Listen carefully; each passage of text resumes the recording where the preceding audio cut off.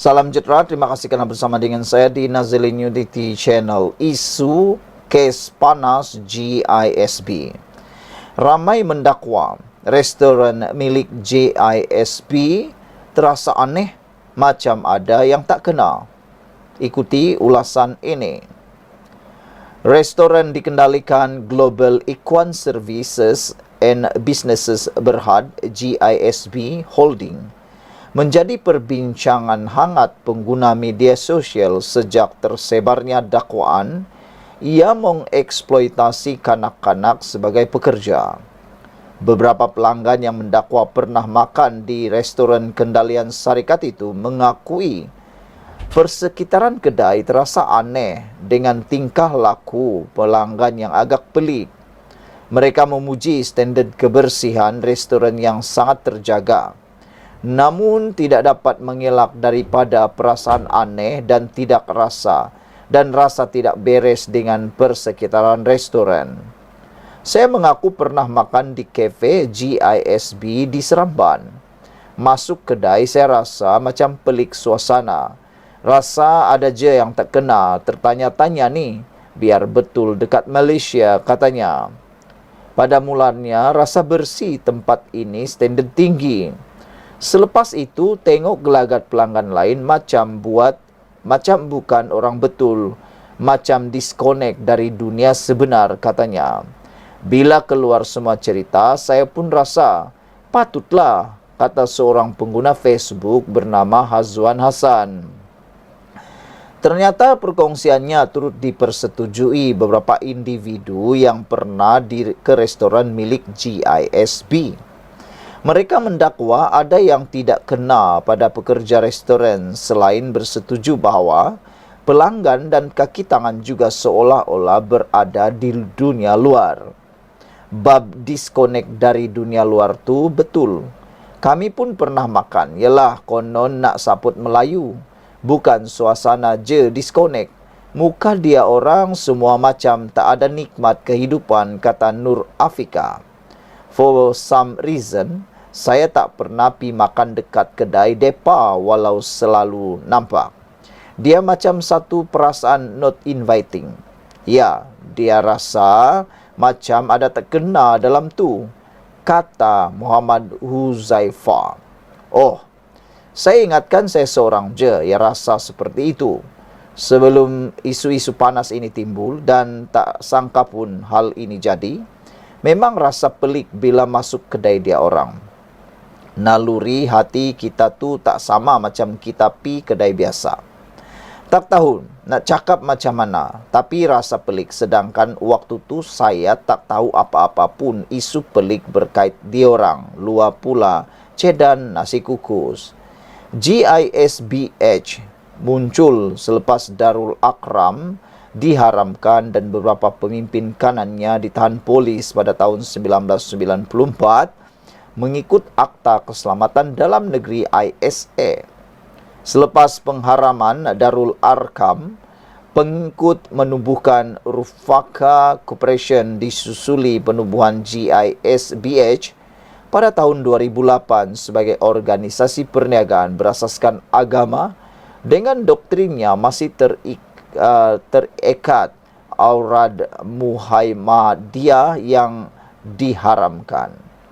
Untuk rekod, polis dilaporkan telah menyelamatkan 402 kanak-kanak dan remaja berusia antara 1 hingga 17 tahun yang dipercayai menjadi mangsa eksploitasi di 20 rumah amal di Selangor dan Negeri Sembilan. Kanak-kanak di rumah amal tersebut didakwa telah diliwat penjaga dan diajar untuk meliwat rakan penghuni yang lain. GISB dalam satu kenyataan balas pula menafikan segala tohmahan bahawa syarikat itu terbabit dalam eksploitasi kanak-kanak sebagai pekerja. Syarikat itu terus menegaskan ia tidak akan berkompromi dengan sebarang aktiviti melanggar undang-undang, khususnya membabitkan kanak-kanak sebagai pekerja. Bagaimanapun, awal pagi ini polis mengesahkan 13 kanak-kanak yang menjadi penghuni rumah perlindungan yang diserbu polis di Raja Malaysia PDRM dalam Ops Global itu disyaki telah diliwat. Hasil itu diperoleh berdasarkan saringan perubatan yang dijalankan terhadap kesemua 13 mangsa. Sekian dulu untuk kali ini. Jangan lupa tinggalkan komen anda, tekan butang subscribe. Salam sejahtera, terima kasih kerana bersama dengan saya di Nazilin Unity Channel. Selepas disaman, Tun Faisal mohon maaf, tuduh Alif Ahmad sebagai scammer. Apa jadi? Seorang pemimpin Bersatu tampil membuat permohonan maaf selepas disaman seorang pengguna Facebook yang juga aktivis, Alif Ahmad, kerana menuduhnya seorang scammer. Di Facebook, Alif Ahmad berkata dia dituduh scammer oleh Tun Faisal Ismail gara-gara memuat naik surat terbuka mengkritik Tan Sri Anwar Musa pada tahun 2021. Anwar Musa merupakan bekas bos kepada Tun Faisal. Dia pernah menjadi setiausaha akbar kepada bekas ahli parlimen ketereh itu. Alif Ahmad telah memfailkan saman terhadap pemimpin Bersatu berkenan selepas meninggalkan komen menuduhnya scammer. Bagaimanapun, Tun Faisal akur dan memohon maaf supaya saman tidak diteruskan. Jadi, aku telah menyamannya untuk melihat bagaimana dia nak buktikan aku ini seorang scammer, kata beliau. Setelah bermediasi, Tun Faisal akur untuk memohon maaf dan tidak mahu saman diteruskan.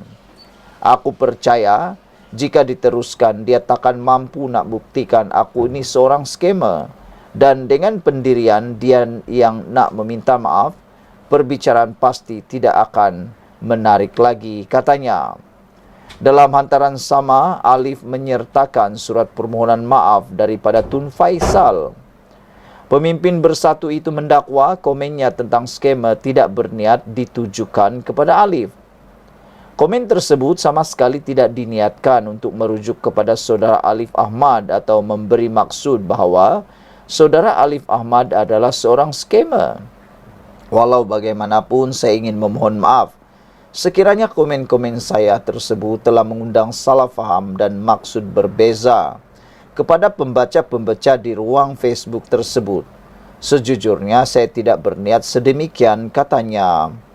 Permohonan maaf ini saya sampaikan secara ikhlas bagi menyelesaikan kekeliruan yang timbul dari komen kenyataan-kenyataan dan komen-komen yang berkaitan dengan perkara tersebut, katanya. Dengan permohonan maaf ini, saya kira segala khilaf ini dapat diselesaikan secara damai tanpa meneruskan proses keadilan di dalam mahkamah, kata surat permohonan maaf yang disiarkan di Facebook Alif Ahmad II. Alif banyak menjalankan skrut atau penyiasatan terhadap latar belakang pemimpin politik. Dia juga mengupas isu-isu semasa dalam negara. Saudara-saudara sekalian, ada beberapa netizen kata mereka hairan kenapa Alif seperti sudah mula berlembut. Kata mereka, tidak perlu terima permohonan maaf itu, kata mereka. Biar jadi pengajaran kepada Tun Faisal selepas beliau mengaku dan telah memohon maaf. Kata netizen, itulah sebabnya ramai orang yang terus-menerus membuat fitnah. Kenapa? Sebab bila mohon maaf, tidak lagi diteruskan saman.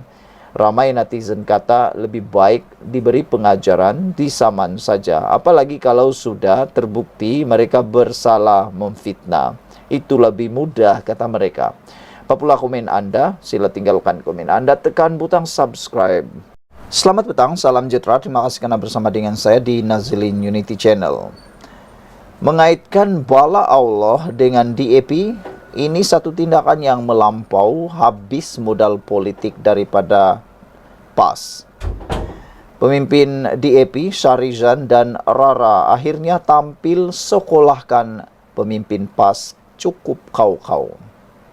Dua pemimpin DAP menemplak perwakilan pemuda PAS kawasan Machang. Muhammad Syarif Muhammad Azhari yang tiba-tiba mengaitkan kejahatan DAP sebagai punca datangnya bala Allah di Masjid India. Muhammad Syarif mentafsir kejadian lubang benam berhampiran Masjid India Kuala Lumpur baru-baru ini sebagai tanda bala dari Allah. Ahli Parlimen Bangi, Saridan Johan menemplak kenyataan itu menyifatkan ia sudah melampaui batas. Beliau menegaskan, tidak patut mana-mana pihak mengambil kesempatan ke atas tragedi lubang benam atau mana-mana musibah yang menyerang seturut politik mereka. Sebagai ahli politik muda, katanya sepatutnya perwakilan tersebut membawa politik baharu untuk bersaing dengan sehat dan memainkan peranan semak dan imbang terhadap kerajaan. Malangnya, PAS sekali lagi membuktikan bahawa mereka masih terperangkap dengan polemik dan retorik politik lapuk dan melampau, katanya menerusi X. Sementara itu, ahli Parlimen Bentong, Yong Safura, mendesak Muhammad Syarif menarik balik kenyataan itu dan membuat permohonan maaf atas ucapan tidak bertanggungjawab.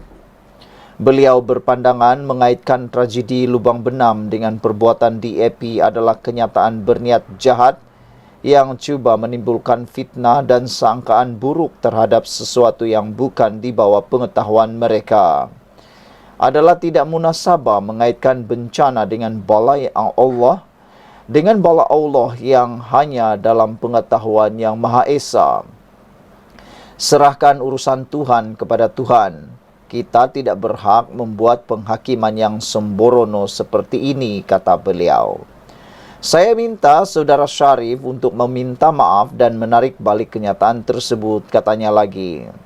Terdahulu, pemimpin PAS itu menyalahkan Menteri Wilayah Persekutuan dan Pembinaan Menara Berkembar Petronas KLCC dibina di Kuala Lumpur dengan dalam isu terjadinya lubang benam.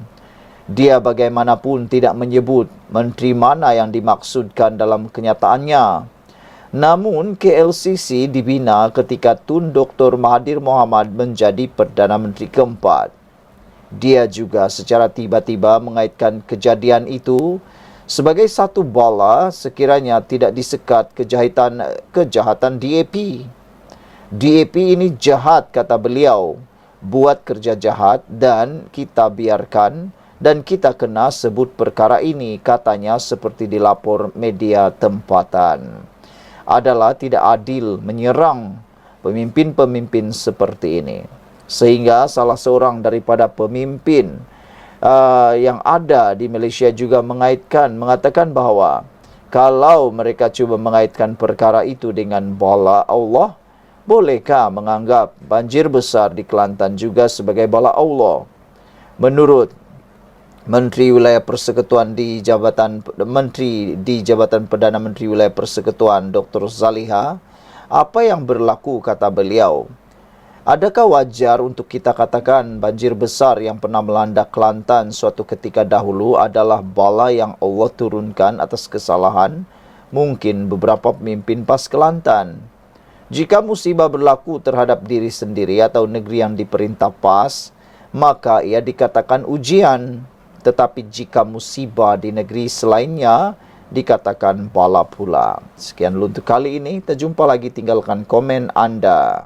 Selamat petang, salam sejahtera. Terima kasih karena bersama dengan saya di Nazilin Unity Channel. Hari ini kita digemparkan sekali lagi dengan kenyataan balas daripada parti kerajaan. Apabila beberapa pemimpin daripada PAS mengaitkan isu pasir jerlus yang berlaku di Kuala Lumpur sebagai bala daripada Allah. Ini jawaban balas daripada parti kerajaan. Bolehkah anggap banjir besar di Kelantan juga sebagai bala Allah? Itu persoalan yang dibalas semula kepada kepimpinan PAS di Kelantan. Merujuk kepada banjir besar zaman Nabi Nuh, Menteri di Jabatan Perdana Menteri Wilayah Persekutuan Dr. Zaliha Mustafa menyoal jika sesuai untuk menggambarkan banjir di Kelantan sebagai bala Tuhan juga. Surah Ankabut yang dipetik pemuda PAS tersebut itu pun penuh dengan kisah yang pelbagai. Di antaranya kisah banjir besar di zaman Nabi Nuh. Justru, adakah wajar untuk kita katakan banjir besar yang pernah melanda Kelantan suatu ketika dahulu adalah bala yang Allah turunkan atas kesalahan mungkin beberapa pimpinan PAS Kelantan? Jika musibah berlaku terhadap diri sendiri atau negeri yang diperintah PAS, maka ia dikatakan ujian. Tetapi jika musibah di negeri selain daripada yang diperintah PAS, itu pula dikatakan bala. Tak adil nak lakukan seperti itu. Perwakilan pemuda PAS kawasan Machang, Muhammad Sharif Muhammad Azhari, sebelum ini mendakwa kejadian lubang benam di Kuala Lumpur sebagai bala Allah. Zaliha menggesa PAS belajar menjadi pembangkang yang lebih konstruktif daripada menggunakan agama sebagai alat. Saya juga mahu mengingatkan agar berhujahlah dengan sesuatu yang benar. Kena rajin-rajinlah membaca dan cari fakta, kata beliau. Hujah yang dangkal hanya menunjukkan betapa dangkalnya juga cara kita berfikir, tambahnya lagi. Berhubung dokumentari mengenai KLCC yang disebut, Zaliha berkata, pembinaan menara berkembar tersebut masih dianggap sebagai kajian kes tentang bagaimana teknologi boleh digunakan untuk pembinaan di atas tanah lembut. Maka ia adalah suatu pencapaian dalam dunia pembinaan dan ianya berlaku di Malaysia, kata Zaliha. Bagaimanapun, Sharif mendakwa kejadian lubang benam itu juga boleh terjadi. Susulan apa yang dibuat oleh Menteri Wilayah Persekutuan dan Pembinaan Menara Berkembar Petronas di Kuala Lumpur. Malah menurutnya, dia memperoleh maklumat melalui dokumentari pembinaan KLCC yang diterbitkan oleh National Geography. Itu ambo saya tengok National Geography semasa dia buat KLCC. Dalam National Geography itu, dia kata masa nak buat peringkat awal, ada satu bahagian memang tak sepatutnya KLCC boleh dibuat di situ, dakwa ahli PAS itu. Terdahulu, ahli Parlimen Bangi, Sarezan Johan, turut mengecam perwakilan PAS kerana melampaui batas dengan melibatkan DAP dalam hujah tersebut. Tidak patut mana-mana pihak ambil kesempatan kata strategi lubang benam atau mana-mana tragedi atau musibah untuk menyerang seturut politik mereka. Sebagai ahli politik muda, sepatutnya perwakilan tersebut membawa politik baru untuk bersaing dengan sihat dan memainkan peranan semak dan imbang terhadap kerajaan. Malangnya PAS sekali lagi membuktikan bahawa mereka masih terperangkap dengan polemik dan retorik politik lapuk yang melampau, katanya dalam hantaran di X. Sarizan mengulas perwakilan PAS yang menuduh kejahatan DAP perlu dibendung. Bolehkah menganggap banjir besar di Kelantan sebagai bala Allah? Saudara-saudara sekalian, kenyataan daripada Menteri Wilayah Persekutuan ini merujuk kepada ini adalah satu perkara yang boleh difikirkan.